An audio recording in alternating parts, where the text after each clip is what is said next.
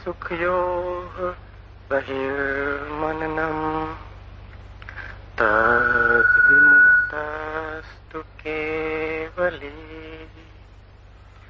तदारूढ प्रमितेः तत्क्षयात् जीव संशयः भूतकञ्जुकी तदा विमुक्तो भूयः पति समः परः। ओम श्री शिवार्पणम् अस्तु। सुख दुख बाह्य वृत्तियां हैं ऐसा सतत जानता है और उनसे विमुक्त वह केवली हो जाता है। उस कैवल्य अवस्था में आरूढ़ हुए योगी का अभिलाषा क्षय के कारण जन्म मरण का पूर्ण क्षय हो जाता है। ऐसा भूत कंचुकी विमुक्त पुरुष परम शिव रूप ही होता है। ओम भगवान श्री शिव को यह अर्पित हो।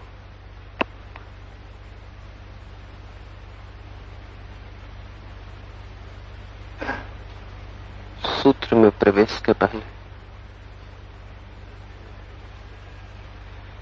पीछे मैं आपको कहा था कि मंत्र के संबंध में कुछ कहूंगा।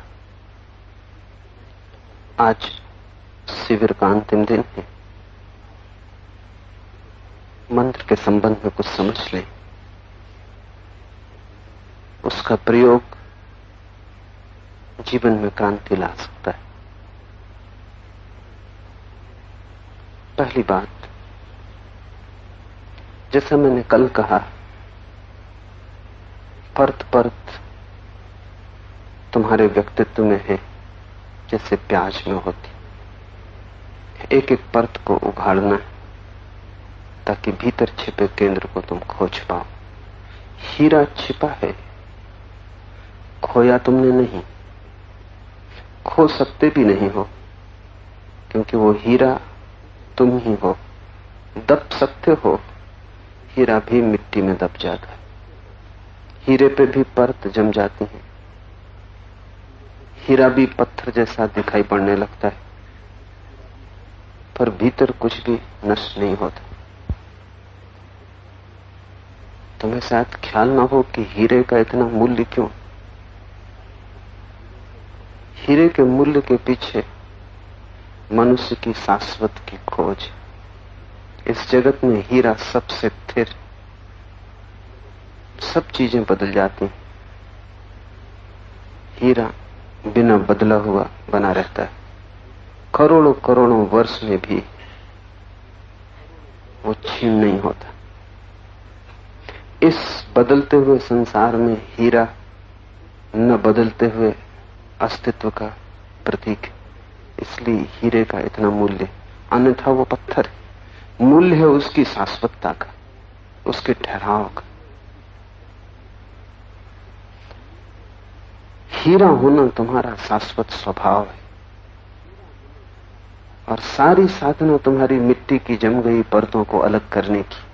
परतें मिट्टी की हैं, इसलिए अलग करना बहुत कठिन न होगा, और परतें हीरे पर हैं और मिट्टी की हैं, शाश्वत पर हैं, परिवर्तनशील की हैं, इसलिए बहुत कठिन बात नहीं होगी।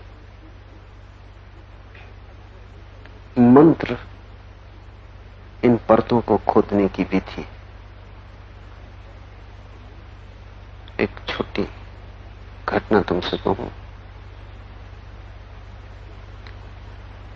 मुल्ला नसरुद्दीन का एक मित्र बहुत वर्षों बाद मिला, तो उसने घर के समाचार पूछे और फिर पूछा कि तुम्हारी बेटी का क्या हुआ। नसरुद्दीन ने कहा, तुम भरोसा करो या न करो, बेटी की शादी हो गई, और साधारण आदमी से नहीं, एक बड़े डॉक्टर से।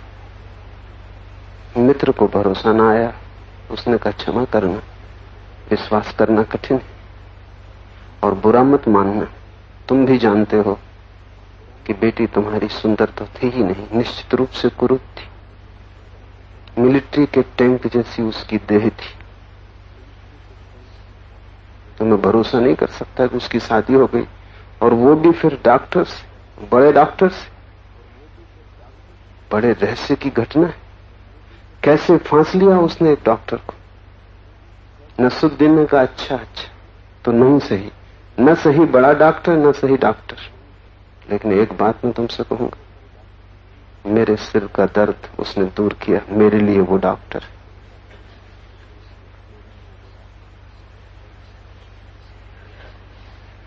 जो सिर का दर्द दूर करे वो डॉक्टर, और जो सिर को ही दूर कर दे वो मंत्र। न रहेगा बांस, न बजेगी बांसुरी।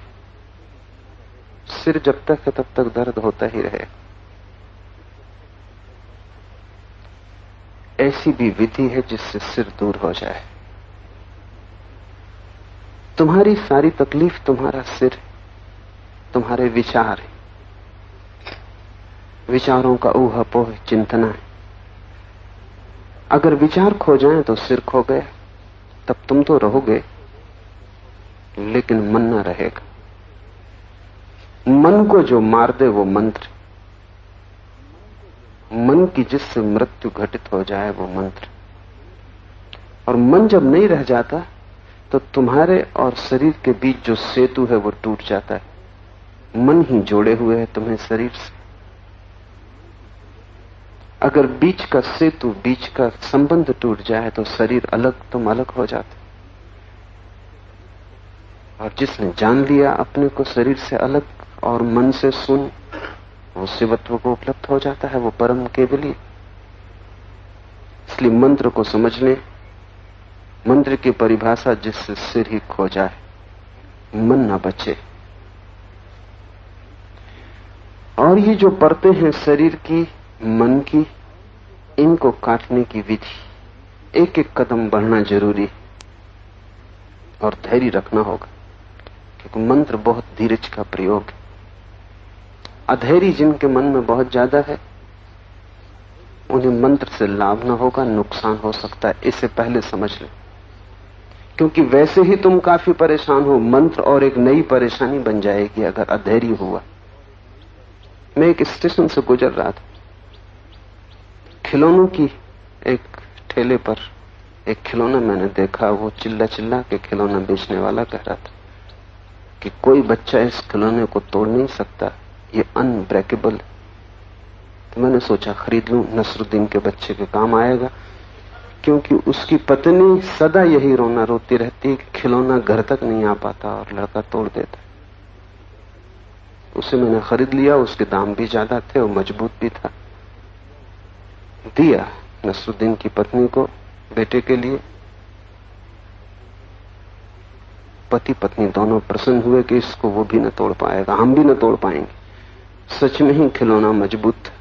7 दिन बाद उनके घर गया, पूछा तो पत्नी कहने लगी बड़ी मुसीबत हो गई। मैंने पूछा क्या उसने वो खिलौना तोड़ दिया?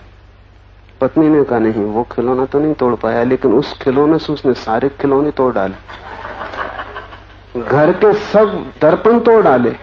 और अब आत्मरक्षा के लिए हमें कुछ उपाय करना पड़ेगा। वो खिलौने का अस्त्र की तरह उपयोग कर रहा है। तुम वैसे ही विक्षिप्त दशा में हो। मंत्र से विक्षिप्तता टूट भी सकती है, बढ़ भी सकती है। वैसे ही तुम बोझ से भरे हो और नया मंत्र और एक बोझ ले आया। इसलिए एक अनहोनी घटना रोज घटती है कि जिनको तुम साधारणतः धार्मिक आदमी कहते हो, वो साधारण सांसारिक आदमी से ज्यादा परेशान हो जाते, क्योंकि उसको संसारी को संसार की परेशानी, उनको संसार की तो बनी ही रहती, धर्म की और जुड़ जाती, वो प्लस। उससे कुछ घटता नहीं, बढ़ता है। मन पुराने सब धंधे तो जारी रखता है, ये एक नया धंधा और पकड़ लिया, व्यस्तता और बढ़ गई। तो मंत्र के साथ अत्यंत धैर्य चाहिए, अन्यथा उस झंझट में मत पड़ना। जैसे दवा को मात्रा में लेना होता है। ये मत सोचना कि पूरी बोतल इकट्ठी पी गए तो बीमारी अभी ठीक हो जाए। उससे बीमार मर सकता है, बीमारी ना मरेगी। उसे मात्रा में ही लेना। और मंत्र की मात्राएं बड़ी होम्योपैथिक हैं, बड़ी सूक्ष्म। तो बहुत धैर्य की जरूरत है, वो पहली जरूरत है। फल की बहुत जल्दी आकांक्षा मत करना, वो जल्दी आएगा भी नहीं, क्योंकि ये परम फल है। ये कोई मौसमी फूल नहीं है कि बोया और 15 दिन के भीतर आ गया। जन्म जन्म लग जाते। और एक कठिन बात जो समझ लेने की वो ये है कि जितना धैर्य हो उतने जल्दी फल आ जाएगा, और जितना अधैर्य हो उतनी ज्यादा देर लग जाएगी। एक आदमी जा रहा था रास्ते से, उसका जूता उसे काट रहा था। जूता छोटा था, वो जूते को गालियां दे रहा था और बहुत परेशान था। नसरुद्दीन ने उससे पूछा कि मेरे भाई, इतना तंग जूता कहां से खरीदा? वो आदमी वैसे ही जला बुना था, वैसे ही क्रोध में था। उसने कहा जूता कहां से खरीदा? इस झाड़ से तोड़ा है। नसरुद्दीन ने कहा मेरे भाई थोड़ी देर रुक जाते तो पैर के नाप का तो हो जाता। कच्चा तोड़ लिया। मंत्र कभी कच्चा मत तोड़ना, नहीं तो बुरे फंस जाओगे। जूते को तो कोई फेंक दे, मंत्र को फेंकना बहुत मुश्किल है, क्योंकि जूता तो बाहर है, मंत्र भीतर होता है। और अगर गलती से मंत्र में फंस गए तो निकालना बहुत मुश्किल हो जाता है। बहुत से धार्मिक लोग पागल हो जाते, उसका कारण है मंत्र में फंस गए, कुछ जल्दी कर ली तोड़ने की। फल पक नहीं पाया था, कच्चा ले गए। पक के तो फल बहुत मीठा हो जाता, कच्चा बहुत तिक्त होगा, बहुत कड़वा होगा, जहरीला होगा। पहली परत है शरीर। तो मंत्र का पहला प्रयोग शरीर से शुरू करना जरूरी, क्योंकि वहीं तुम हो, वहीं से इलाज शुरू होगा। अगर तुमने वो परत छोड़ के मंत्र का इलाज शुरू किया तो बीमारी तुम्हारे रह जाएगी, मिटेगी नहीं। कल नहीं परसों कच्चा फल हाथ आएगा। ध्यान रखना, यात्रा वहीं से शुरू की जा सकती है जहां तुम खड़े हो। कहीं और से यात्रा की वो सपना है। तुम अभी शरीर हो, तो अभी मंत्र को शरीर से ही शुरू करना होगा। विधि को समझ लो। पहले 10 मिनट शांत बैठ जाना। शांत बैठने के पहले, क्योंकि शांत बैठना आसान नहीं, 5 मिनट नाचना, उछलना, कूदना, और दिल खोल के उछलना, कूदना, नाचना, ताकि शरीर के भीतर रग रग रेसे रेसे में जो रेस्टलेसनेस, वो जो बेचैनी है, वो निकल जाए। तभी तुम 10 मिनट शांति से बैठ पाओगे। शांति से बैठने के लिए ये जरूरी रेचन। 10-5 मिनट जितना तुम्हें ठीक लगे, जितनी तुम्हारी बेचैनी हो उस हिसाब से तुम नाचना, कूदना, डोलना, शरीर को सब तरफ से हिलाना, ताकि 10 मिनट शरीर हिलने की आकांक्षा ना करे, उसकी हिलने की तृप्ति कर देना। 10 मिनट शरीर को हिलाना, डुलाना, नाचना, कूदना, दौड़ना, फिर बैठ जाना, और फिर बैठ जाना बिल्कुल फिर 10 मिनट अब शरीर ना हिले। आंख आधी खुली रखना, और उचित होगा कि प्रयोग खुले में मत करना, बंद में करना। छोटा कमरा हो, बंद हो, और बिल्कुल खाली हो, वहां कोई भी चीज ना हो। इसलिए मंदिर, मस्जिद या चर्च बहुत अच्छा है, जहां कुछ भी नहीं, कोई सामान नहीं। या घर में एक कोना साफ कर लेना जहां कुछ भी नहीं। वहां देवी देवताओं को भी मत रखना, वो भी उपद्रव। वहां बिल्कुल खाली कर देना। बस खालीपन ही एकमात्र परमात्मा है, बाकी सब चीजें मन का ही खेल। अब मन ऐसा पागल है कि अगर लोगों के पूजा ग्रह देखो तो उनका पागलपन पता चल जाए। कोई 100-50 देवी देवताओं को लटकाए हुए, जमाने भर के कैलेंडर काट काट के टांग लिए। जो भी देवी देवता जहां मिल जाता है, रद्दी में, अखबार में, उसको वो चिपका लेते। ये उनकी खोपड़ी का सबूत है। और इन सबके सामने जल्दी जल्दी सिर झुका के, पानी वगैरह छिड़क के, सबको तृप्त करके वो गए। इनमें से कोई भी एक नहीं तृप्त होता है। एक को तृप्त करने से सब भी तृप्त हो जाएं, सबको तृप्त करने से एक भी तृप्त नहीं होता। एक साधे सब सधे, और वो एक बाहर नहीं है, वो भीतर है। कमरे को बिल्कुल खाली रखना, जितना शून्य हो उतना अच्छा, क्योंकि इसी शून्य की भीतर तलाश है। ये कमरा तुम्हारे भीतर शून्य का प्रतीक हो, और छोटा हो क्योंकि मंत्र में उसका उपयोग है, और खाली हो उसका भी उपयोग है। आंख आधी खुली रखना, क्योंकि जब आंख पूरी खुली होती है तो तुम दरवाजे पर खड़े हो अपने मकान के, पीठ मकान की तरफ, मुंह संसार की तरफ। एकदम से पीठ ना मुड़ेगी, एकदम से परिवर्तन आसान नहीं। तुम सिर्फ आधी आंख खोलना, आधा संसार की तरफ बंद और आधा अपनी तरफ खुले। आधी आंख खुले होने का यही अर्थ है कि आधा संसार देख रहे हैं, आधा अपने को। यहीं से शुरू करना और जल्दी की कोई आवश्यकता नहीं। आधी आंख जब खुली होती है तो तुम एक तंद्रा जैसी स्थिति अनुभव करोगे। तो अपनी नाक के शीर्ष भाग को देखते रहना, बस उतनी ही आंख खोलनी। एकाग्रता नहीं करनी है, शांत भाव से नाक का अगला हिस्सा दिखाई पड़ रहा है, नासाग्र दिखाई पड़ रहा है। तब ओम का पाठ जोर से शुरू करना, शरीर से, क्योंकि शरीर में तुम हो। तो जोर से ओम की ध्वनि करना कि दीवार के कमरों से टकरा के तुम पर गिरने लगे। इसलिए खाली जरूरी, खाली होगी तो प्रतिध्वनि होगी। जितनी प्रतिध्वनि हो उतनी लाभ की। इसलिए अगर तुम ईसाइयों का कैथेड्रल देखे हो तो वो मंत्र के लिए बनाया गया था। वहां कुछ भी बोलो तो ध्वनि हजार हो के तुम्हारे ऊपर लौट आती। हिंदुओं ने मंदिर बनाया था अर्ध व्रत में, सिर्फ इसीलिए कि उसकी गुंबज में ध्वनि टकरा के वापस लौट आएगी। व्रताकार वस्तु से कोई भी ध्वनि बाहर नहीं जा सकती, भीतर लौट आती। वो मंत्र के लिए था। तो तुम बैठ जाना, जोर से ओंकार, ओम ओम, जितने जोर से कर सको, क्योंकि शरीर का उपयोग करना है। तुम्हारा पूरा शरीर निमज्जित हो जाए ओम में। ऐसा लगने लगे कि तुमने अपनी पूरी जीवन ऊर्जा ओम में लगा दी, कुछ बचाया नहीं। जैसे इसी पर जीवन मरण टिका है, इससे कम में मंत्र पूरा नहीं होता। ऐसे धीरे धीरे मुर्दे की तरह कहते रहो, आधे आधे, उससे हल ना होगा। समग्र भाव से, जैसे कि इसी पर निर्भर है कि अगर तुमने पूरी तरह ओम कहा तो ही तुम बचोगे, अन्यथा मर जाओगे। दांव पर लगा देना। जैसे सिंहनाद होने लगे, आधी आंख खुली आधी बंद, जोर से ओम का पाठ। और ध्यान रखना जैसे कोई पत्थर फेंकता है शांत झील में, लहरें उठती हैं, चारों तरफ चली जाती। ऐसा जब तुम ओम कहोगे, तुमने एक पत्थर फेंका उस शांत शून्यता में कमरे की, चारों तरफ किरणें फैली, ध्वनि गई, टकराई, वापस लौटी।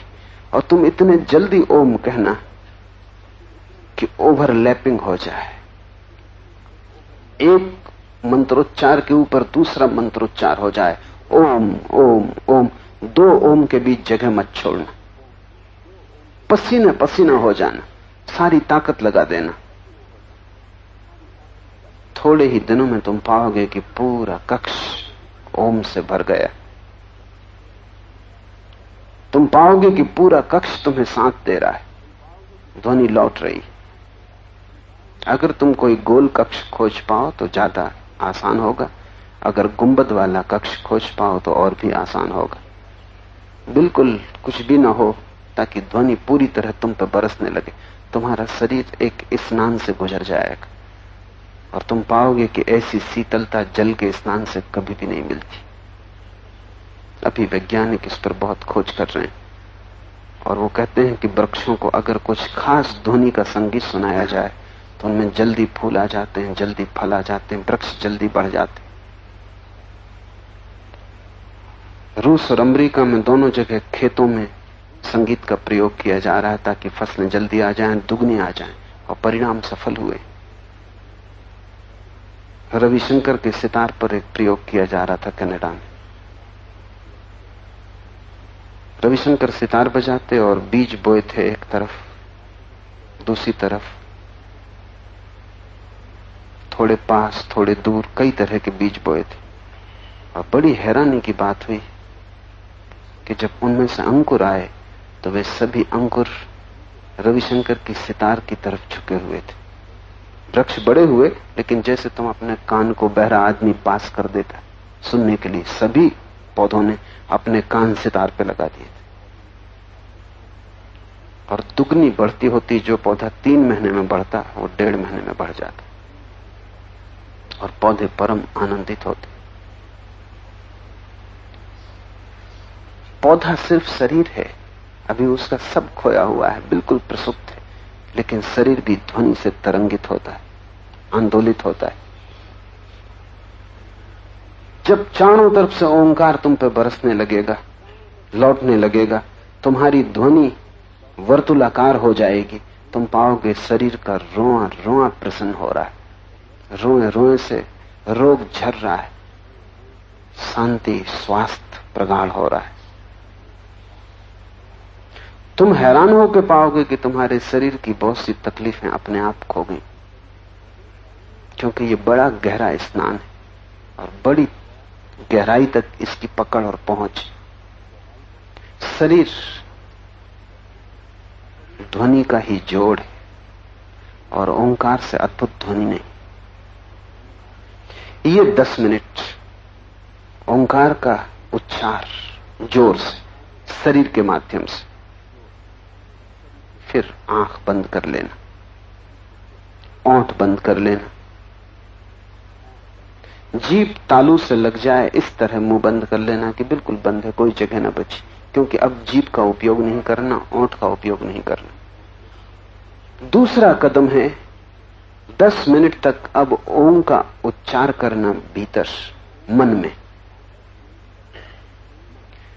अभी तक कक्ष था चारों तरफ, अब शरीर है चारों तरफ। अभी तक मकान के भीतर थे तुम, अब शरीर मकान है। दूसरे 10 मिनट में अब तुम अपने भीतर मन में ही गुंजाना, ओंठ का, जीभ का, कंठ का कोई उपयोग ना करना, सिर्फ मन में ओम ओम, लेकिन गति वही रखना, तीव्रता वही रखना। जैसे तुमने कमरे को भर दिया था ओंकार से, ऐसे ही अब शरीर को भीतर से भर देना ओंकार से, कि शरीर के भीतर ही कंपन होने लगे, ओम दोहरने लगे, पैर से लेकर सिर तक। और इतनी तेजी से ये ओम करना है जितनी तेजी से तुम कर सको, और 2 ओम के बीच जरा भी जगह मत छोड़ना, क्योंकि मन का एक नियम है कि वो एक साथ 2 विचार नहीं कर सकता। एक साथ 2 विचार असंभव है। तो अगर तुमने ओम इतने जोर से गुंजाया कि 2 ओम के बीच में जरा सी भी संधि ना बची तो कोई विचार ना आ सकेगा।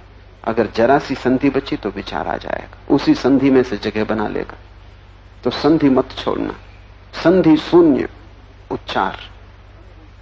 इसकी भी फिक्र न करना कि एक ओम पर दूसरा चढ़ा जा रहा है, जैसे कभी मालगाड़ी टकरा जाती, एक डब्बे के ऊपर दूसरा डब्बा हो जाता। ऐसा तुम ओम को एक दूसरे के ऊपर हो जाने देना, जगह बीच में मत छोड़ना। और ध्यान रखना, शरीर का उपयोग नहीं करना इसमें। आंख इसलिए बंद कर ली, शरीर स्थिर है, मन में ही गूंज करनी। शरीर से ही टकरा कर गूंज मन पे वापस गिरेगी, जैसे कमरे से टकरा के स्वयं पर, शरीर पर गिर रही थी। उससे शरीर शुद्ध हुआ, इससे मन शुद्ध होगा। और जैसे जैसे गूंज गहन होने लगेगी तुम पाओगे कि मन विसर्जित होने लगा। एक गहन शांति जैसी तुमने कभी नहीं जानी, उसका स्वाद मिलना शुरू हो जाएगा। 10 मिनट तक तुम भीतर गुंजार करना, और 10 मिनट के बाद गर्दन झुका लेना कि तुम्हारी दाढ़ी छाती को छूने लगे। 2-4 दिन तकलीफ भी मालूम होगी गर्दन में, उसकी फिक्र मत करना, वो चली जाएगी। तीसरे चरण में दाढ़ी छूने लगे, जैसे गर्दन कट गई, उसमें कोई जान न रही। और अब तुम मन में भी गुंजार मत करना ओम का, अब तुम सुनने की कोशिश करना। जैसे ओंकार हो ही रहा है, तुम सिर्फ सुनने वाले हो, करने वाले नहीं, क्योंकि मन के बाहर तभी जा सकोगे जब कर्ता छूट जाएगा। अब तुम साक्षी हो जाना। अब तुम गर्दन झुका के ये कोशिश करना कि भीतर ओंकार चल रहा है, मैं उसे सुनूं। गालिब का बहुत प्रसिद्ध वचन है, दिल के आईने में है तस्वीर यार, जब जरा गर्दन झुकाई देख ली। वो गर्दन झुकाना जरूरी। जैसे ही गर्दन झुकती है, दिल का आईना सामने आ जाता और उस परम प्रिय की तस्वीर वहां, प्रतिबिंब वहां है। लेकिन गर्दन झुकाना तुम्हें नहीं आता, तुम तो गर्दन अकड़ा के चलते हो। जहां गर्दन झुकाने की बात आई वहीं तुम और तन जाते हो। तुम अगर परमात्मा को खो रहे हो तो सिर्फ एक अकड़ से कि तुम गर्दन झुकाने को राजी नहीं, समर्पण की तुम्हारी तैयारी नहीं। ये तो प्रतीक है गर्दन को लटका देना जैसे कट गई, ताकि तुम झुक सको। और जैसे ही गर्दन झुकती, भीतर देखना आसान हो जाता। जैसे ही गर्दन झुकती, विचार मुश्किल हो जाते। अब तुम सुनने की कोशिश करना। अभी तक तुम मंत्र का उच्चार कर रहे थे, अब तुम मंत्र के साक्षी बनने की कोशिश करना, और तुम चकित होगे कि तुम पाओगे कि भीतर सूक्ष्म उच्चार चल रहा है। वो ओम जैसा है, ठीक ओम नहीं है, क्योंकि भाषा में उसे लाना कठिन, ठीक ओम जैसा है। तुम अगर शांति से सुनोगे तो अब वो तुम्हें सुनाई पड़ेगा। शरीर से तुम हट गए, पहले मंत्र के प्रयोग ने तुम्हें शरीर से काट दिया, दूसरे मंत्र के प्रयोग ने तुम्हें मन से काट दिया। अब तीसरा मंत्र का प्रयोग साक्षी भाव का है, और इसलिए ओंकार से अद्भुत कोई मंत्र नहीं है, ओम से अद्भुत कोई मंत्र नहीं। राम, कृष्ण, महावीर, बुद्ध प्यारे, लेकिन मन के बाहर ना ले जा सकेंगे, क्योंकि उनकी प्रतिमा उनका रूप है। ओम अरूप है। और बुद्ध, कृष्ण, जीसस, उनके साथ तुम्हारा लगाव है, भाव, प्रेम है, आसक्ति है, मोह है, वो मन के बाहर न ले जाने देगा। ओम बिल्कुल अर्थहीन है। ओम बड़ा अनूठा है, इसमें कोई अर्थ नहीं, न इसका कोई रूप, न इसकी कोई प्रतिमा है, न इसकी कोई आकृति। ये वर्णमाला का हिस्सा भी नहीं, और ये निकटतम है उस ध्वनि के जो भीतर सतत चल रही है, जो तुम्हारे जीवन का स्वभाव है। जैसे कि झरने कल कल का नाद करते हैं, उन्हें करना नहीं पड़ता, उनके बहने से ही कल कल नाद होता रहता है। जैसे हवा गुजरती वृक्षों से तो एक सरसराहट की आवाज होती, वो उसे करनी नहीं पड़ती, उसके गुजरने से और वृक्षों की टकराहट से हो जाती। ऐसे ही तुम्हारा होना ही इस ढंग का है कि उसमें ओम गूंज रहा है, वो तुम्हारे होने की ध्वनि है, the sound of your being. इसलिए ओम किसी धर्म की बपौती नहीं, वो न हिंदुओं का है, न जैनों का, न बौद्धों का, न मुसलमानों का, न ईसाइयों का। ओम अकेला मंत्र है जो गैर सांप्रदायिक है, बाकी सब मंत्र सांप्रदायिक है। ये तुम चकित होगे कि जैन भी ओम का उपयोग करते हैं, बौद्ध भी ओम का उपयोग करते हैं, ईसाई भी उपयोग करते हैं, मुसलमान भी। थोड़ा फर्क है, वो ओम की जगह अमीन का उपयोग करते हैं, वो ओम का ही रूपांतरण, वो ओम का ही भ्रष्ट रूप है।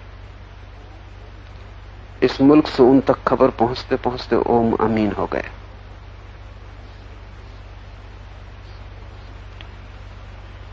क्योंकि ये इसका संबंध सोच विचार से नहीं है, ये तो जो लोग भी निसोच में डूब गए उन्हें सुनाई पड़ा है।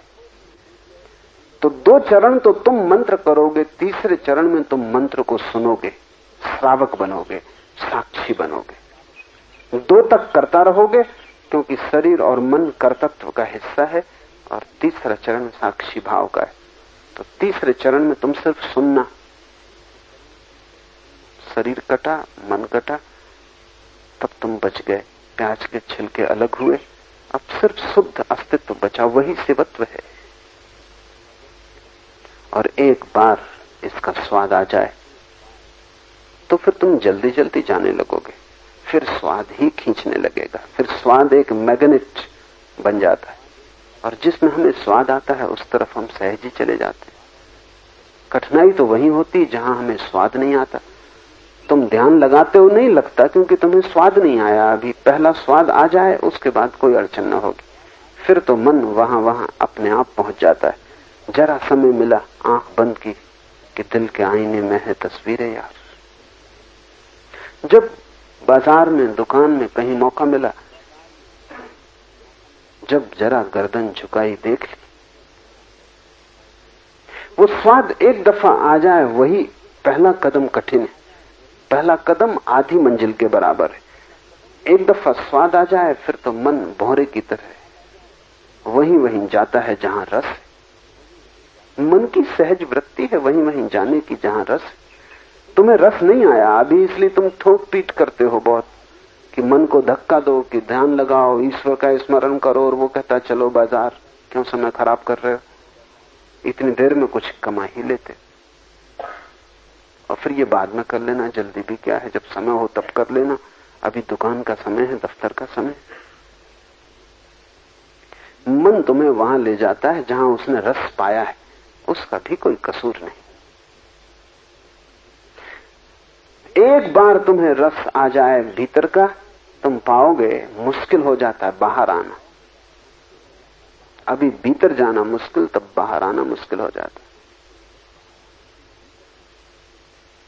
सारीपुत्र था बुद्ध का शिष्य, वो इस परम मंत्र की अवस्था को उपलब्ध हुआ। उसने भीतर का महामंत्र सुन लिया।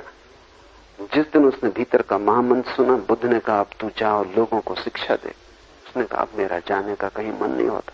बुद्ध ने कहा इसीलिए भेजता हूं, क्योंकि पहले तू बाहर पकड़ा हुआ था, वो भी बंधन था, अब कहीं तू भीतर न पकड़ जाए, वो भी बंधन है। जैसे बाहर से भीतर आने में कठिनाई थी, अब बाहर जाने में कठिनाई। परम सिद्ध तो वही है जिसकी कठिनाई खो गई। वो बाहर भीतर ऐसे आता जैसे हवा का झोंका आता जाता। न बाहर आने में कोई अड़चन है, न भीतर जाने में कोई अड़चन। बाहर बाहर नहीं है, अब भीतर भीतर नहीं है, दोनों एक हो गए। तुम अपने घर के बाहर जैसी सरलता से आ जाते हो, जैसी सरलता से भीतर चले जाते हो, ऐसे ही ये जीवन तुम्हारा घर है, इसके बाहर और भीतर आने में कठिनाई नहीं होनी चाहिए। तो कुछ हैं जो आसक्त हैं संसार से, फिर कुछ हैं जो आसक्त हो जाते हैं आत्मा से। दोनों आसक्त हैं और दोनों बंधन में परम मोक्ष फलित नहीं हुआ। ज्ञानी वही है जिसका अब कोई बंधन नहीं, न बाहर न भीतर, जिसका प्रवाह सहज।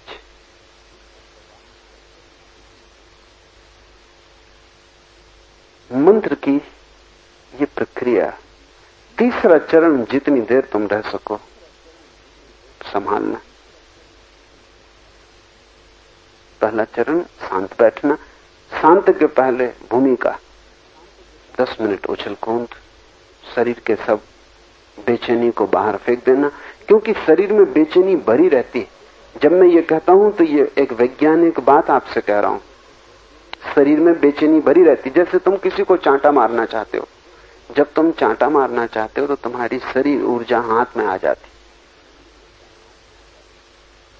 इसलिए कमजोर आदमी जब चांटा मारता है तो बहुत जोर से मारता है। तुम आशा नहीं कर सकते थे कि यह आदमी और इतने जोर का चांटा मारेगा। ये साधारण हाथ नहीं रहा, ऊर्जा हाथ में आ गई। लेकिन चांटा तुम नहीं मार पाते, 1000 कारण हो सकते हैं। जिंदगी जटिल है। जिसको तुम चांटा मारने जा रहे हो उससे कुछ स्वार्थ है, वो पूरा करना जरूरी है। तुम चांटे को रोक लेते हो, ऊर्जा पे वापस लौटने का कोई उपाय नहीं। ये वैज्ञानिक शोध है, अत्यंत आधुनिक, कि शरीर से बाहर तो ऊर्जा के जाने का मार्ग है, बाहर गई ऊर्जा को भीतर लाने का कोई मार्ग नहीं। तो जो ऊर्जा हाथ में आ गई, अब वो हाथ में रुकेगी अगर तुमने चांटा नहीं मारा।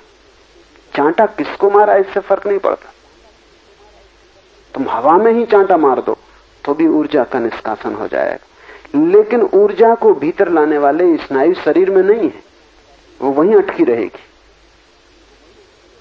और इस तरह तुमने बहुत सी ऊर्जा तुम 24 घंटे में शरीर के अलग अलग हिस्सों में अटका लेते हो। फिर तुम ध्यान को बैठे, वो सब अटकी ऊर्जा बाधा डालेगी। इसलिए तुम कहते हो पैर में दर्द हो रहा, कहीं चींटी चढ़ रही, कहीं एक कमर में कुछ मालूम होता, कहीं गर्दन में खुजलाहट आती। ये सब काल्पनिक नहीं है, ये तुम कल्पना नहीं कर रहे हो, ये हो रहा है। क्योंकि कभी तुम खाली बैठे नहीं, कुछ न कुछ में लगे रहे, ऊर्जा संलग्न थी। अब तुम खाली बैठे तो जहां जहां ऊर्जा अटकी है वहां वहां बेचैनी, रेस्टलेसनेस पैदा होगी। एक छोटे बच्चे को देखो, उसको कह दोगे बैठो शांत, तो वो आंख बंद करके बैठ जाएगा, लेकिन देखो कितनी मुसीबत उठा रहा है सिर्फ खाली बैठने में। हाथ को दबाएगा, पैर को दबाएगा, आंख बंद करेगा, मुंह रोकेगा, क्योंकि सब तरफ ऊर्जा का प्रवाह है। पैर भागना चाहते, हाथ फैलना चाहते हैं, आंखें देखना चाहती, कान सुनना चाहते। उनकी पुरानी आदत है, वो ऊर्जा का पुराना प्रवाह का ढंग है।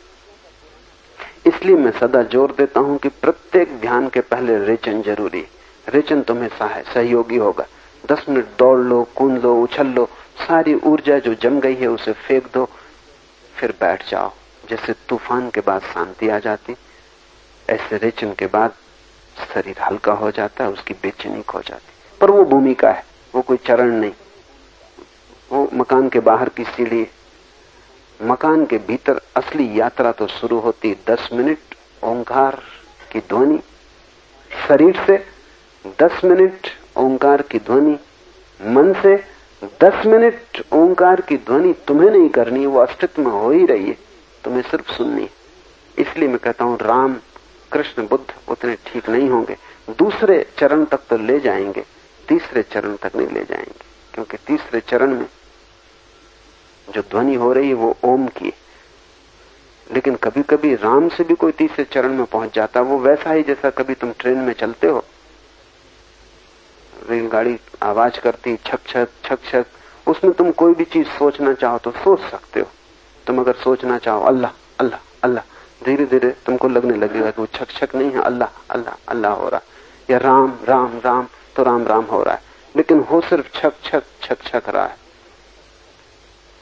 ओम शुद्ध ध्वनि है। अगर तुम राम को ही पकड़ के चलोगे तो तुम्हें राम भी सुनाई पड़ने लगेगा वहां, लेकिन वो आरोपण है, और आरोपण का अर्थ है मन थोड़ा जिंदा है। हम वही जानना चाहते हैं जो है, हम वही देखना चाहते हैं जो है। हम मन को उसके ऊपर थोपना नहीं चाहते, रंग नहीं देना चाहते। इसलिए मंत्र, महामंत्र तो ओंकार है, बाकी सब मंत्र छोटे छोटे दूसरे तक ले जा सकते हैं, तीसरे में बाधा डालेंगे, कोई जरूरत नहीं।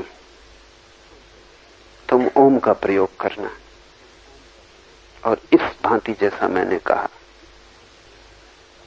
3 महीने तुम चिंता मत करना कि क्या परिणाम आ रहे, तुम परिणाम की विचार ही मत करना, तुम सिर्फ किए जाना। तुम सोचना ही मत कुछ हो रहा है कि नहीं हो रहा, अभी तक हुआ कि नहीं। तुम 3 महीने तक सोचना ही मत। तुम एक तारीख तय कर लेना कि 3 महीने फला तारीख को लौट के सोचेंगे कुछ हुआ कि नहीं, तब तक नहीं सोचेंगे फल को।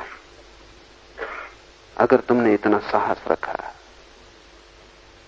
और ये साहस वैसा ही है जैसा छोटे बच्चे कभी कभी आम की गोई बो देते, आधा घड़ी बाद जाके फिर निकाल के देखते हैं कि अभी तक अंकुर आया कि नहीं, फिर गड़ा आते हैं उदासी में, कभी तक कुछ नहीं हुआ, फिर घड़ी भर बाद पहुंच जाते हैं, फिर उखाड़ के देख लेते हैं, ये अंकुर कभी आएगा ही नहीं। क्योंकि अंकुर आने के लिए जरूरी है एक समय की सीमा कि गोई अंधकार में दबी रहे, पृथ्वी में गड़ी रहे।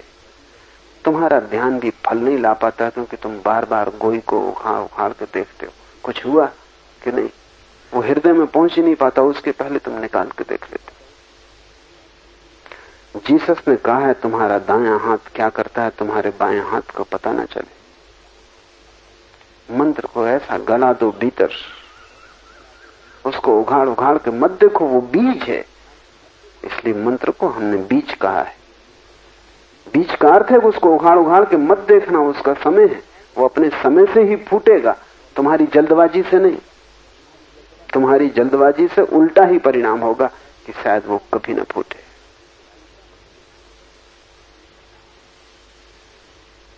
इस महामंत्र को इस समाधि शिविर से अपने साथ ले जाएं और प्रयोग करें।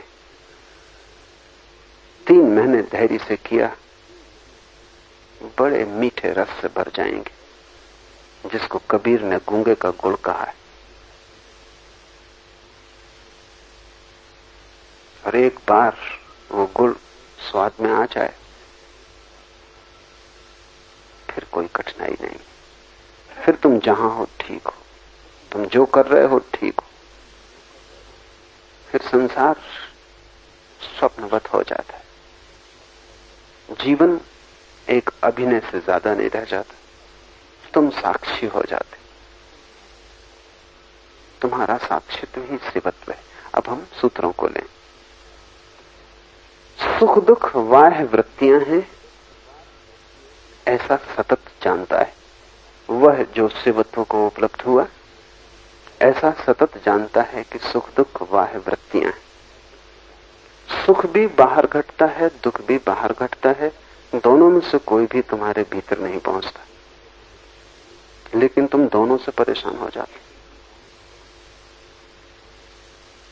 सुख को भी तुम पकड़ लेते हो और तादात्म्य कर लेते हो और समझते हो मैं सुखी हूं। बस तुमने दुख पैदा किया। अब देर नहीं, यहीं से दुख शुरू हो गया। जैसे तुमने कहा मैं सुखी हूं, तुमने दुख के बीज बो दिए। अब ज्यादा देर न लगेगी, जल्दी ही दुख आ जाएगा। क्योंकि दुख का अर्थ है वृत्तियों के साथ एक हो जाना। फिर जब दुख आएगा तब तुम दुख के साथ एक हो जाओगे। तुम्हारी तकलीफ यह है कि जो भी सामने आता है तुम उसी के साथ एक हो जाते। जो भी दिखाई पड़ता है उसमें तुम देखने वाले नहीं रह जाते, भोक्ता हो जाते। दुख आया तो रोते हो, छाती पीटते हो। सुख आया तो नाचने कूदने लगते हो। सुख भी बाहर से आता है, दुख भी बाहर से आता है, और तुम्हारे भीतर जाने का कोई उपाय नहीं। लेकिन तुम ही अपने हाथ से सुख दुख के साथ जुड़ के सुख दुख भोग लेते हो। जैसे ही कोई व्यक्ति मन के पार गया, उसे फिर दिखाई पड़ेगा कि सब मंदिर के बाहर ही हो रहा है, भीतर कुछ आता नहीं। सुख दुख बाह्य वृत्तियां हैं, ऐसा सतत जानता है। सतत शब्द महत्वपूर्ण है। ऐसा कभी कभी तो तुम भी जानते हो, और अक्सर जब दूसरे को समझाना हो तब तो तुम पक्का ही जानते हो। तुम जितने बुद्धिमान दूसरों के लिए हो, काश उतने ही अपने लिए होते। जितनी समझ सलाह में तुम लगाते हो, उतनी समझ काश तुमने अपनी जीवन यात्रा में लगाई होती।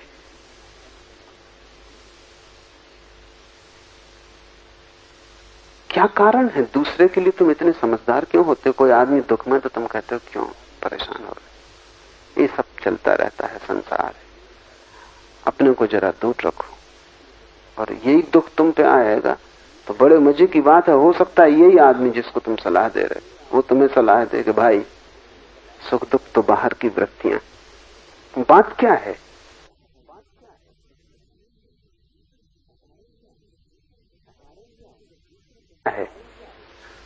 कारण क्या है?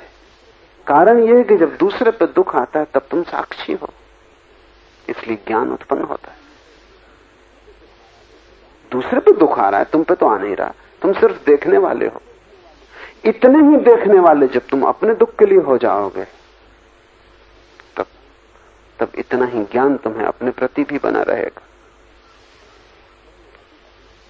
तुमने अभी अपना ज्ञान बांटा है। मुल्ला नसरुद्दीन एक मनोचिकित्सक के पास गया और उसने कहा कि मेरी पत्नी की हालत अब खराब है, कुछ आपको करना ही पड़ेगा। मनोचिकित्सक ने अध्ययन किया पत्नी का कुछ सप्ताह तक और कहा कि इसका मस्तिष्क तो बिल्कुल खत्म हो गया। नसरुद्दीन ने कहा वो मुझे पता था, रोज मुझे बांटती थी, मुझे देती थी, आखिर हर चीज खत्म हो जाती। रोज थोड़ा थोड़ा करके अपनी बुद्धि मुझे देती रही, खत्म हो गई। तुम दूसरों को तो बुद्धि बांट रहे हो, लेकिन उसी बुद्धि का प्रयोग तुम अपने तय नहीं कर पाते। अब जब दोबारा तुम्हारे जीवन में सुख आए तो तुम ऐसे देखना जैसे किसी और के जीवन में आया। तुम जरा दूर खड़े होकर देखने की कोशिश करना, जरा फासला चाहिए, थोड़ा सा भी फासला, काफी फासला हो जाता है। बिल्कुल सट के मत खड़े हो जाओ अपने से, तुम अपने पड़ोसी हो, इतने सट के मत खड़े हो जाओ। नसरुद्दीन से मैंने पूछा कि जो रास्ते के किनारे पर होटल है, इस होटल का मालिक कहता है कि तुम्हारा बहुत सगा संबंधी है, बहुत निकट का। नसरुद्दीन ने कहा गलत कहता है, नाता है लेकिन बहुत दूर का, बड़ा फासला है। मैंने पूछा क्या नाता है, तो नसरुद्दीन ने कहा कि हम एक ही बाप के 12 बेटे हैं, वो पहला है, मैं 12वां हूं।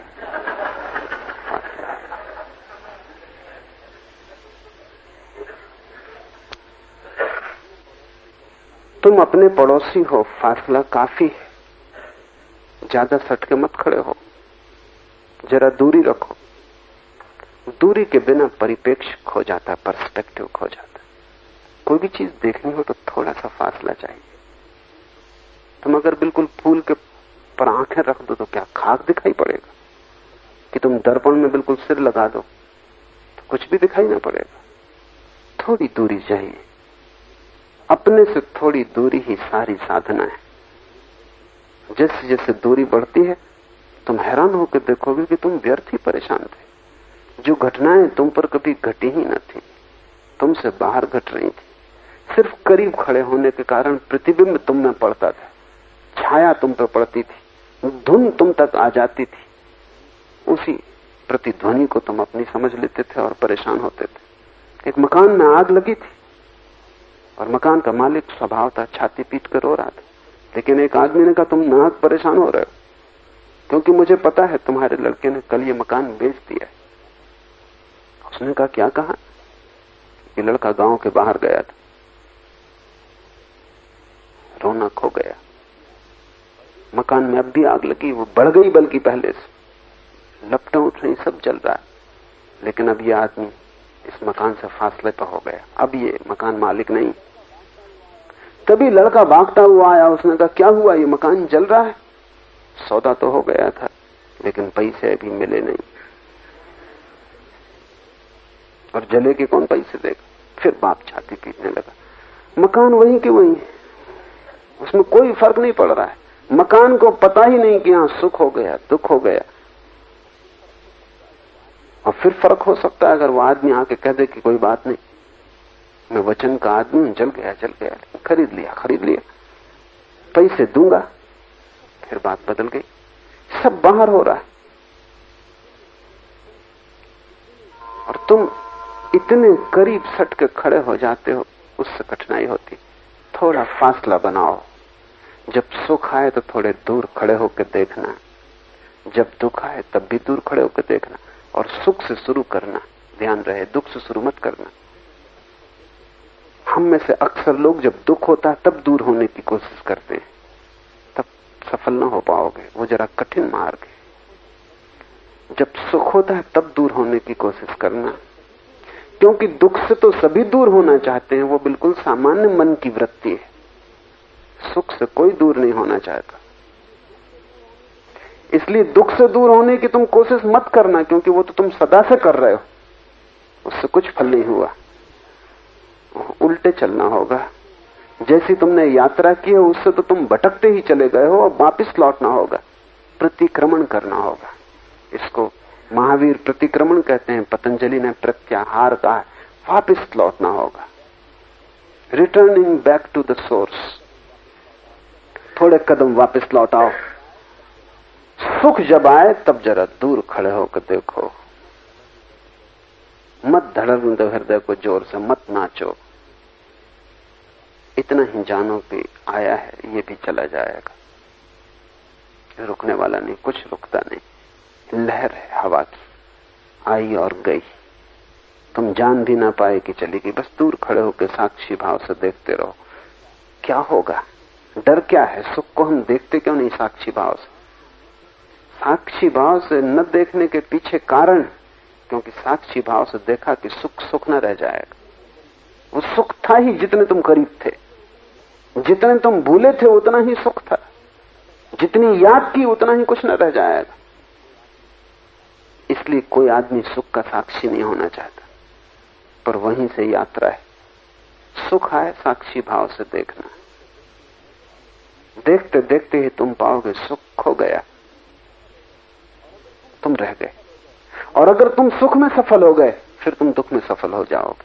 कुंजी तुम्हारे हाथ में, फिर दुख आए तुम दूर से खड़े होकर देखना। और दूर खड़े हो सकते हो क्योंकि शरीर और तुम दूर हो। इससे बड़ी दूरी किन्हीं दो चीजों के बीच नहीं हो सकती। चेतना और पदार्थ की दूरी से बड़ी दूरी और क्या हो सकती? चांद तारे भी इतने दूर नहीं है एक दूसरे से जितना तुम अपने शरीर से दूर हो। एक जड़ है, एक चेतन है, एक मिट्टी से बना है मृण्मय, एक चैतन्य से बना है चिन्मय। बड़ा फासला है, इससे ज्यादा विपरीत छोर नहीं मिल सकते। सुख से शुरू करो, दुख तक ले जाओ, और एक ही बात स्मरण रखो कि तुम बाहर हो। सुख दुख बाह्य वृत्तियां हैं, ऐसा तुम्हें साधना पड़ेगा, लेकिन बार बार खो जाएगा, ये सतत नहीं हो सकता। सतत तो तभी होगा जब तुम आत्मा में स्थिर हो जाओगे, जब मंत्र सफल हो जाएगा, मन कट जाएगा। लेकिन तब तक जितनी देर बने साधना, जितनी देर अभ्यास कर सको करना, उससे रास्ता साफ होगा। उससे भला बीज ना बोए जाएं, लेकिन जमीन साफ होगी। बीज बोने के वक्त कम से कम तैयार जमीन तुम पाओगे। ये बार बार खो जाएगा, ये सतत नहीं रह सकता। जरी तुम होश गंवाओगे कि फिर सुख पकड़ लेगा, दुख पकड़ लेगा। सुख दुख वाह वृत्तियां हैं। शिवत्व को उपलब्ध योगी ऐसा सतत जानता है। सतत का अर्थ है एक भी क्षण को व्यवधान नहीं पड़ता। सतत तो वही चीज हो सकती है जो तुम्हारा स्वभाव हो। जो तुम्हारा स्वभाव नहीं वो सतत नहीं हो सकता।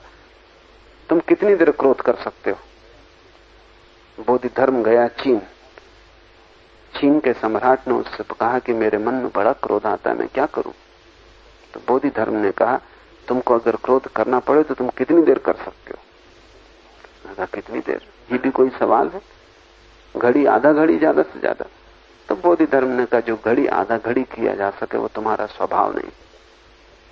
24 घंटे कर सकते हो, सतत कर सकते हो।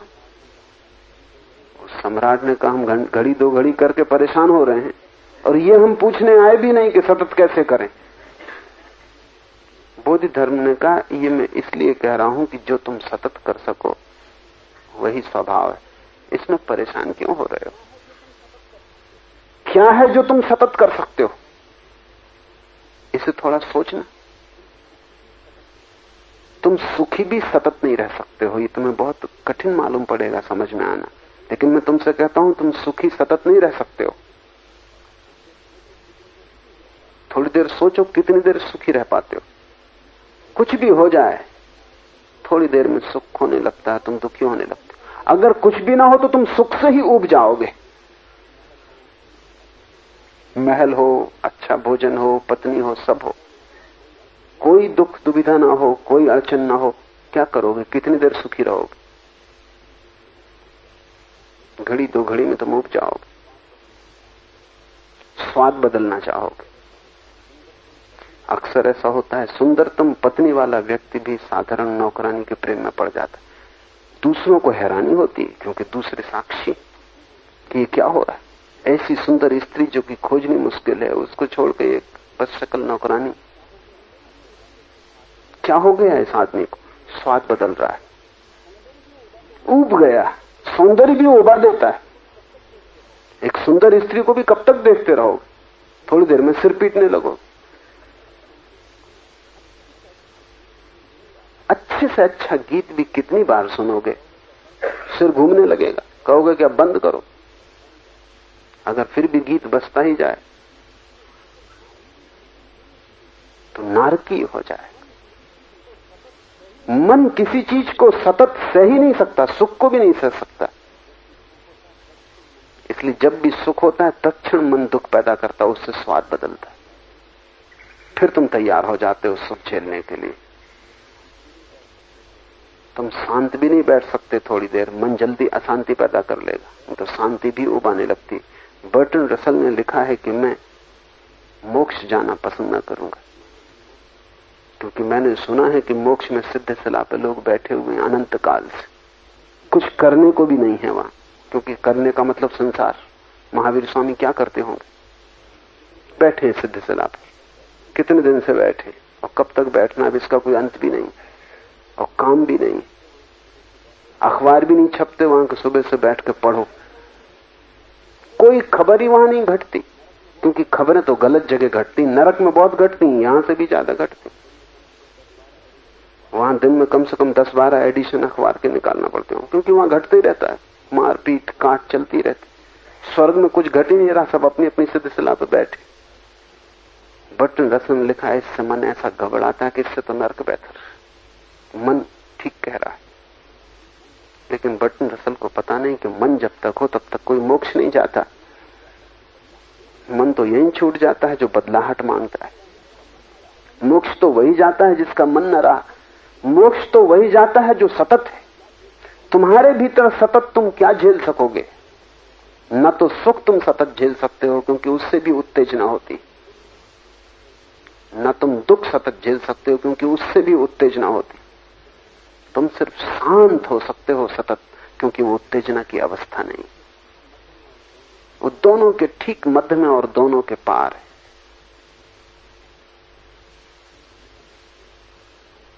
मैं मुल्ला नसरुद्दीन के घर मेहमान था, उसका बेटा खाना खा रहा था। पहले वो बाएं हाथ से खा रहा था, फिर थोड़ी देर में उसने दाएं हाथ से खाना शुरू कर दिया। मैं थोड़ा चौंका, फिर मैंने देखा कि उसने फिर बाएं हाथ से शुरू कर दिया। नसरुद्दीन ने कहा, 1000 बार तुझसे कहा लड़के कि दाएं हाथ से खाना खा, बाएं हाथ से मत खा। लड़के ने कहा, क्या फर्क पड़ता है, मुंह बिल्कुल दोनों के बीच में, इधर से खाओ किधर से खाओ, यात्रा बराबर करनी पड़ती। मुंह बिल्कुल मध्य में, सुख और दुख के मध्य में खोजना किसी बिंदु को, वही सतत हो सकता है। ठीक मध्य में संतुलन है, सम्यक्त्व है। वहां न ये अति है न वो अति है। जैसे तराजू होता है, वो जो मध्य में कांटा है बीच में थिर, वही तुम हो सकते हो। इस पे वजन पड़ा, थोड़ी देर में थक जाओगे, दूसरी तरफ वजन डालना पड़ेगा। लोग मरघट ले जाते हैं, अर्थी को रख के कंधे पे, रास्ते में कंधा बदलते, एक कंधा दुखने लगता है दूसरे पे रख लेते। कुछ वजन कम नहीं होता, लेकिन कंधा बदलने से राहत मिलती। फिर थोड़ी देर में ये कंधा दुखने लगता है, दूसरे पे रख लेते। सुख दुख तुम्हारे कंधे हैं।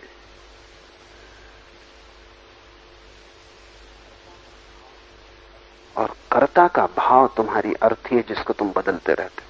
कभी सुख के साथ जुड़ जाते हो, कभी दुख के साथ जुड़ जाते हो। साक्षी बनो, मध्य में ठहर जाओ, तब तुम सतत रह पाओगे।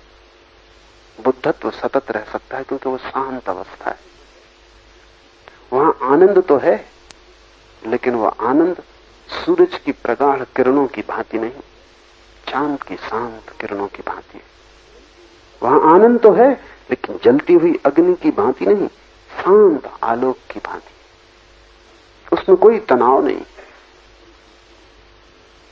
उसमें कोई बेचैनी नहीं। तुमने ख्याल किया कि सुखी आदमी अक्सर हार्ट फेल से मर जाते। कभी बहुत सुख आ जाए, लॉटरी एकदम से मिल जाए, न मिले तो मुसीबत, मिल जाए तो मुसीबत। एकदम से लॉटरी मिल जाए कि तुम गए। मैंने सुना है एक आदमी को लॉटरी मिल गई 10 लाख रुपए की। पत्नी को खबर मिली, पत्नी बहुत घबराई, क्योंकि वो अपने पति को जानती कि 10 पैसे मिल जाएं तो हार्ट फेल हो जाए। 10 लाख रुपए। पति बाहर थे, वो भागी, पड़ोस में गई, एक मंदिर के पुजारी को उसने पकड़ा, क्योंकि वो उसको ज्ञानी समझती थी। उसने कहा, भैया कुछ मेरी सहायता कर, पति घर आए उसके पहले कुछ जमाओ, 10 लाख रुपए की लॉटरी मिल गई। उसने कहा, मत घबरा, ढंग से हम समझा लेंगे, मात्रा मात्रा में काम करना पड़ेगा, आने दे पति को, मैं आता हूं। पुजारी जाके बैठ गया।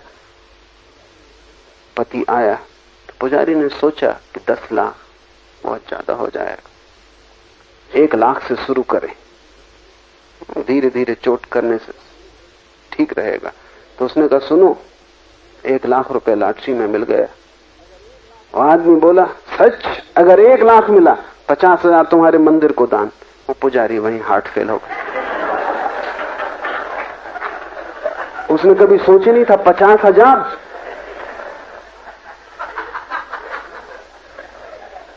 सुख भी मार डालता है। दुख तो मारता ही है, सुख भी मार डालता है, क्योंकि दोनों में एक उत्तेजना है, और जहां उत्तेजना है वहां चीजें टूट जाती। सतत तो वही रह सकता है जो तुम्हारा अनुत्तेजित स्वभाव है, जिसे साधना ना पड़े वही सतत रह सकता है। जो सदा बिना साधे तुम्हारे भीतर है वही सतत रह सकता है, जिसे तुम छोड़ भी नहीं सकते वही सतत रह सकता है। इसलिए सारे धर्म की खोज स्वभाव की खोज है। स्वभाव की खोज धर्म है, क्योंकि वो शाश्वत है, उससे तुम कभी ना उबोगे, क्योंकि वो तुम ही हो, उससे अलग होने का उपाय ही नहीं, उसके पार खड़े होकर देखने का उपाय नहीं। जिससे भी तुम दूर खड़े होकर देख सकते हो उससे तुम उब जाओगे, वो तुम्हारा स्वभाव नहीं। मंत्र जब मन को मार डालेगा, मंत्र के द्वारा मन जब आत्महत्या कर लेगा, तब तुम्हारे भीतर उस सतत झरने का प्रवाह शुरू होगा। और जैसे ही ये सतत झरना पैदा होता है और सुख दुख वाह वृत्तियों से विमुक्त, वह केवली हो जाता है। तब वो अकेला है और वो अपने अकेले धुन में मस्त है। अब उसे कुछ भी ना चाहिए, अब सब चाह मर गई, क्योंकि सुख भी बाहर है, दुख भी बाहर है। अब न तो वो सुख की चाह करता, न दुख से बचने की चाह करता। जो बाहर है उससे उसने संबंध ही छूट गया। अब तो वो अपने भीतर स्थिर है और भीतर सतत आनंदित है, इसलिए चाह का कोई सवाल नहीं। अब वो सतत अपनी चेतना में रमता है, उसका सच्चिदानंद अब निरंतर चलता रहता है। वो उसकी श्वास श्वास में होने के कण कण में व्याप्त है और उनसे विमुक्त वह केवली हो जाता है। उस केवल अवस्था में आरूढ़ हुए योगी का अभिलाषा शून्यता के कारण जन्म मरण का पूर्ण क्षय हो जाता है। फिर न कोई जन्म है, न फिर कोई मरण है। जन्म और मरण सुख की खोज की यात्रा में। हम चाहते हैं सुख, सुख मिल सकता है केवल शरीर से, तो शरीर ग्रहण करना पड़ता है। जैसा सुख हम चाहते हैं वैसा शरीर हम ग्रहण कर लेते हैं। फिर सुख की आकांक्षा मरते क्षण भी बनी रहती है। मरते जाते हैं लेकिन सुख की आकांक्षा बनी रहती। वही आकांक्षा बीज बन जाती है नए जन्म का। जब एक वृक्ष मरने लगता है तो क्या करता है?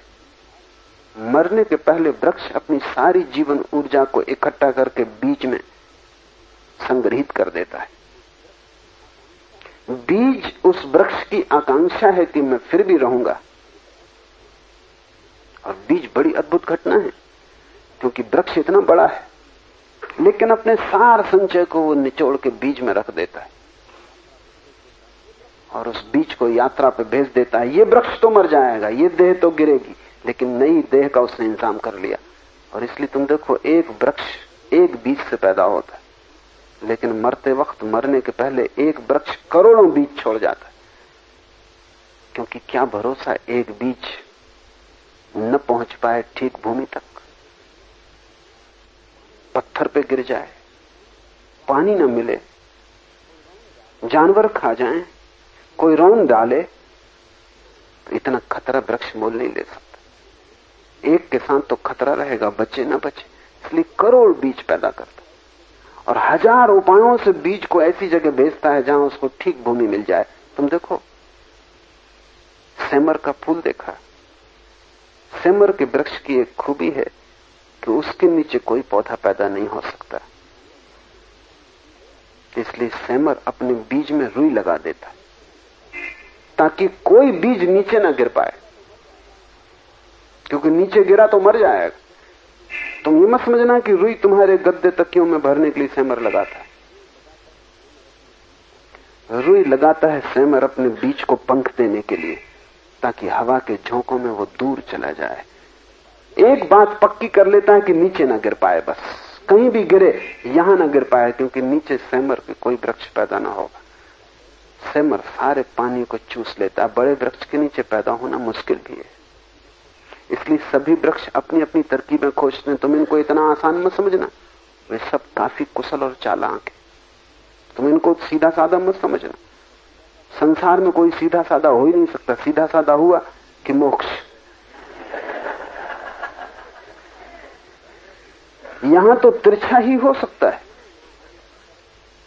तिरछा होना यहां होने की शर्त है, वही यहां योग्यता है। तो वृक्ष हजार, अगर तुम वृक्षों के संबंध में अध्ययन करो तुम चकित हो जाओगे कि कैसी कैसी तरकीबें वृक्ष खोजते हैं। तितलियों के सहारे तितलियों को आकर्षित करते हैं। तितलियां सोचती होंगी कि शायद ये जो मधुर रस बह रहा है वृक्ष में उनके लिए, वो भ्रांति में, उनको केवल रुष्पत दी जा रही है। वृक्ष उनके पैरों में, पंखों में अपने बीज को लगा के भेज रहा है। हजार तरकीबें वृक्ष करेगा बचने की, और जब वृक्ष इतनी तरकीबें करता है तुम कितनी ना करते हो। तुम्हारी चालाकी का तो कोई अंत नहीं।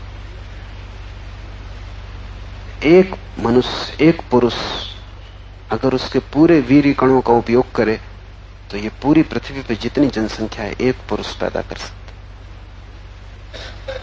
एक साधारण पुरुष अपने जीवन में, साधारण, न ब्रह्मचारी न व्यभिचारी, दोनों के मध्य में जो साधारण है, वो कम से कम 4000 बार संभोग करता है। एक संभोग में कोई 10 करोड़ जीवाणु, 10 करोड़ बीज एक संभोग में स्खलित होते हैं। अगर उसके सभी बीज सफल हो जाएं, जो कि किसी दिन हो सकता है, अब तक तो नहीं हो सकता था क्योंकि स्त्री की सीमा है, क्षमता है, उसको 9 महीने लगेंगे एक बीज पके, तो एक स्त्री बहुत से बहुत 12, 15, बहुत से बहुत 24 बच्चे पैदा कर सकती। इसलिए सीमा है, इसलिए सम्राट हजारों रानियां रख लेते थे ताकि वो सीमा तोड़ दी जाए। लेकिन अब वैज्ञानिक उपायों से ये संभव हो गया है कि हम एक ही व्यक्ति के वीर्य कणों को सारी स्त्रियों को दुनिया में दे दें, इंजेक्ट कर दें। इस बात की बहुत संभावना है क्योंकि वैज्ञानिक जब सुझाव देते हैं उनके सुझाव कितने खतरनाक हो, थोड़े ना बहुत दिन में स्वीकृत हो जाते, क्योंकि वो कहते हैं सभी लोगों को बच्चे पैदा करने का हक नहीं होना चाहिए। आइंस्टीन जैसा कोई आदमी जिसके पास ऐसी प्रतिभा है उसके बीज का उपयोग करो, ठीक है। जब बागवानी में तुम इतनी कुशलता बताते हो कि बीज चुनते हो, तो आदमी की बागवानी में क्यों ना बीज चुनो। बागवान देखता अच्छे से अच्छा बीज खोज के लाता है, हर कुछ रद्दी नहीं बो देता। तो आज नहीं कल दुनिया में सभी लोगों को बच्चे पैदा करने का हक नहीं रह जाने वाला है। थोड़े से लोग जिनको वैज्ञानिक तय करेंगे, स्वास्थ्य में, बुद्धि में, प्रतिभा में, उम्र में, उनका बीज उपयोग में लाया जाएगा और उसके पैकेट मिल सकेंगे, उसको तुम ले आ सकते हो। तब एक ही आदमी पूरी पृथ्वी को भर दे इतने बीज पैदा करता है। यह भी जीवन आकांक्षा है। तुम हैरान होगे, कहीं तुमने ये पढ़ा ना होगा क्योंकि कहीं ये लिखा हुआ नहीं है अब तक, कि जैसे ही कोई व्यक्ति सुख दुख के बाहर हो जाता, केवली हो जाता, उसके भीतर वीर्य का पैदा होना बंद हो जाता। वही ठीक ब्रह्मचर्य को उपलब्ध हो सकता है जिसके भीतर वीर्य का पैदा होना बंद हो गया। लेकिन वो तभी हो सकता है वीर्य का पैदा होना बंद जब सारी आकांक्षा जन्म की खो गई हो। जब तक जन्म की आकांक्षा है कि मैं बचूं, किसी भी रूप में बचूं, ये शरीर खो जाए तो कोई हर्ज नहीं, दूसरे शरीर में रहूं लेकिन रहूं, जीवेशना जब तक है तब तक शरीर पैदा करता जाता है वीर्य कणों को। इधर शरीर भी जिएगा और उधर तुम्हारी आत्मा भी वासनाग्रस्त नए गर्भ की खोज करती रहेगी। तुम तभी तक भटकोगे जब तक तुम सुख और दुख के साथ अपने को एक समझे हो।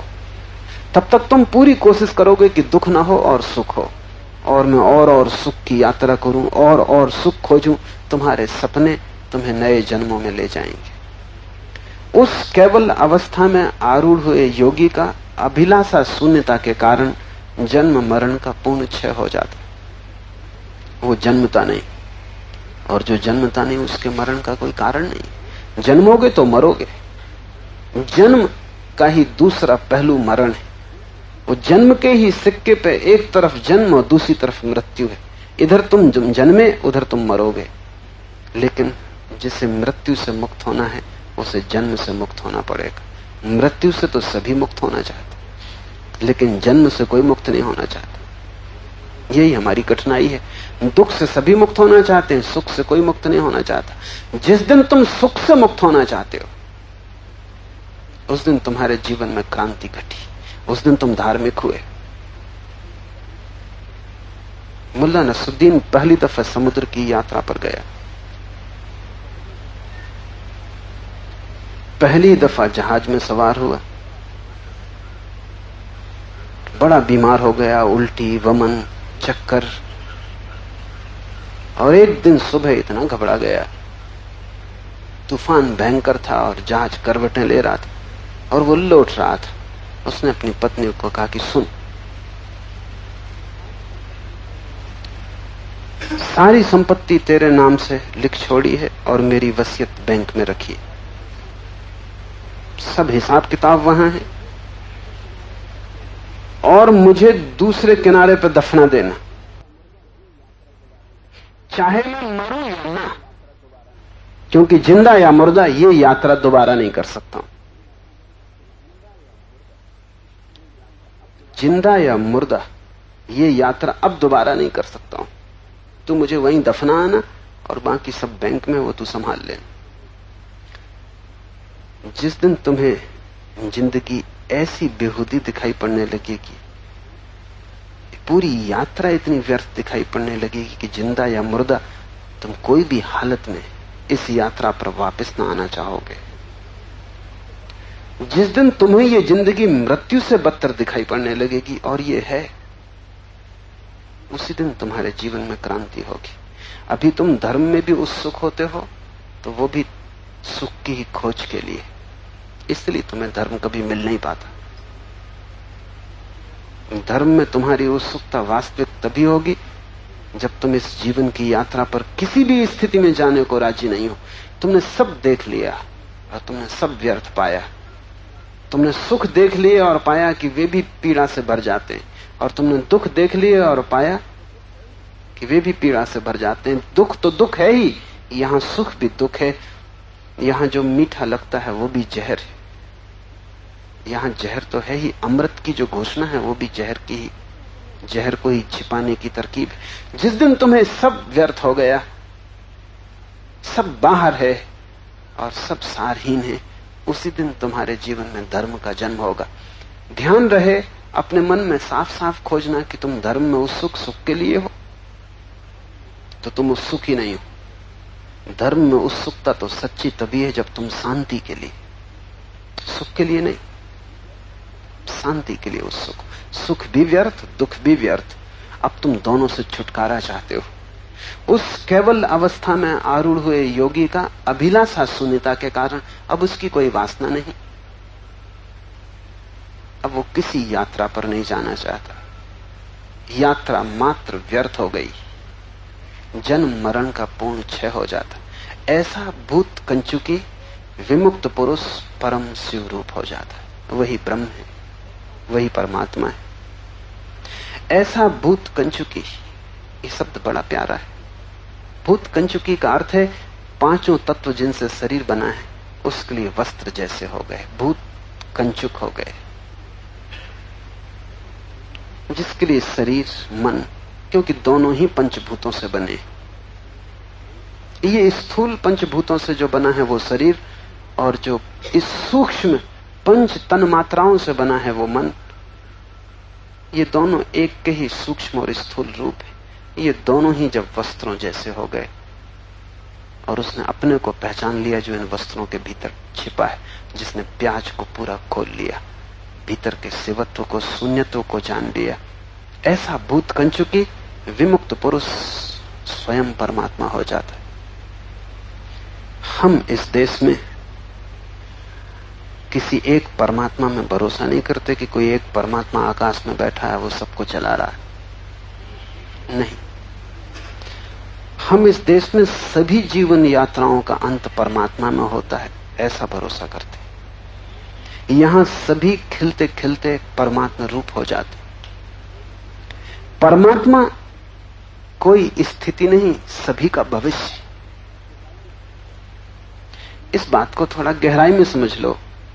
दुनिया में दूसरे धर्म हैं जो भारत के बाहर पैदा हुए, ईसाईयत, यहूदी, इस्लाम। वो 3 बड़े धर्म भारत के बाहर पैदा हुए। 3 बड़े धर्म भारत में पैदा हुए, हिंदू, बौद्ध, जैन। इन दोनों के बीच एक बुनियादी फर्क है, और वो बुनियादी फर्क है कि यहूदी, ईसाई और इस्लाम परमात्मा को पीछे देखते हैं आदि कारण की तरह, उसने जगत को बनाया। हम परमात्मा को आगे देखते हैं अंतिम फल की तरह। इससे बड़ा फर्क पड़ता है। परमात्मा भविष्य, अतीत नहीं। परमात्मा बीज नहीं है, फूल है। इसलिए हमने बुद्धों को फूल पर बिठाया है। कमल का फूल, सहस्त्र दल जिसके खिल गए। अगर परमात्मा पीछे है, दुनिया को उसने बनाया तो वो एक है, तब दुनिया एक तरह की तानाशाही होगी। और इस दुनिया में मोक्ष घटित नहीं हो सकता, क्योंकि स्वतंत्रता कैसी जब तुम बनाए गए हो। बनाए हुए की कोई स्वतंत्रता होती है? जिस दिन बनाने वाला मिटाना चाहेगा मिटा देगा। जब वो बना सका तो मिटाने में क्या बाधा पड़ेगी? तब तुम खेल खिलौने हो, कठपुतलियां हो, तब तुम्हारी आत्मा और स्वतंत्रता का कोई अर्थ नहीं। इसलिए हम परमात्मा को सृष्टा की तरह नहीं देखते, हम परमात्मा को अंतिम निष्पत्ति की तरह देखते। वो तुम्हारा अंतिम विकास है। तो परमात्मा विकास का प्रथम चरण नहीं, अंतिम शिखर है। वो गौरी शंकर है, वो कैलाश है, वो आखिरी शिखर है जहां सभी चेतनाएं अंततः पहुंच जाएंगी। जिस तरफ सभी की यात्रा चल रही है, देर अबेर सभी को वहां पहुंच जाना है। तुम रोज रोज हो रहे परमात्मा हो। तो परमात्मा कोई एक घटना नहीं है जो घट गई। परमात्मा एक प्रवाह है जो प्रतिपल घट रहा है। परमात्मा प्रतिक्षण हो रहा है, वो तुम्हारे भीतर बढ़ रहा है। तुम परमात्मा के गर्भ हो। इसलिए ये शिव सूत्र पूरा होता है इस अंतिम बात पर। यही सारे शास्त्र पूरे होते हैं। तुमसे शुरू होते हैं, परमात्मा पर पूरे होते। तुम जैसे अभी हो वो पहला चरण, तुम जैसे अंततः हो जाओगे वो अंतिम चरण। बीज की तरह तुम, वो तुम्हारा भटकाव। वृक्ष की तरह तुम जब खिल जाओगे अपनी समग्रता में, वो तुम्हारी निष्पत्ति, वो तुम्हारा फुलफिलमेंट, वो तुम्हारा आप्त काम सब पूरा हो गया। फूल जब खिलता है तो वृक्ष के प्राण पूरे हो गए। उसके खिलने में वृक्ष ने अपनी पूरी सुगंध पाली। वृक्ष जिस चीज के लिए पैदा हुआ था वो घटित हो गया। फूल के खिलते के साथ वृक्ष एक नृत्य से भर जाता। उसका रोआ रोआ पुलकित, वो व्यर्थ नहीं गया, सार्थक हुआ, फलीभूत हुआ। सुगंध, सौंदर्य उसमें खिल गए। और जब एक वृक्ष एक फूल के खिलने पे इतना आनंदित होता है जो कि क्षण भर टिकेगा और गिर जाएगा, जो फूल अभी खिला और सांझ के पहले मुरझा जाएगा, तो कितना आनंद है जब कोई वर्धमान महावीर होता है, जब फूल खिलता है। जब कोई गौतम सिद्धार्थ बुद्ध होता है, जब फूल खिलता है। और ऐसा फूल जो कभी नहीं मुरझाएगा, उस फूल को ही हम शिवत्व कहते हैं। वही परमात्मा है। मंत्र का उपयोग करना ताकि तुम में जो व्यर्थ है वो कट जाए और तुम में जो सार्थक है वो निखर आए। मंत्र का उपयोग करना जिससे कि जैसे तुम हो वो टूट जाए, बिखर जाए भूमि में, और तुम जो हो सकते हो वो अंकुरित हो जाए। तुम्हारे भीतर परमात्मा को छिपाए तुम चल रहे हो, संभाल के चलना, सावधानी से चलना। जैसे गर्भिणी स्त्री संभल के चलती, वैसा साधक संभल के चलता है। क्योंकि तुम्हारा ही जीवन का सवाल नहीं, तुम्हारे भीतर सारे अस्तित्व ने दांव लगाया है। सारा अस्तित्व तुम्हारे भीतर खिलने को आतुर है। उत्तरदायित्व तो बहुत बड़ा है। बहुत सावधानी से संभल के होशपूर्वक एक एक कदम रखना, क्योंकि तुमसे परमात्मा का जन्म होना है।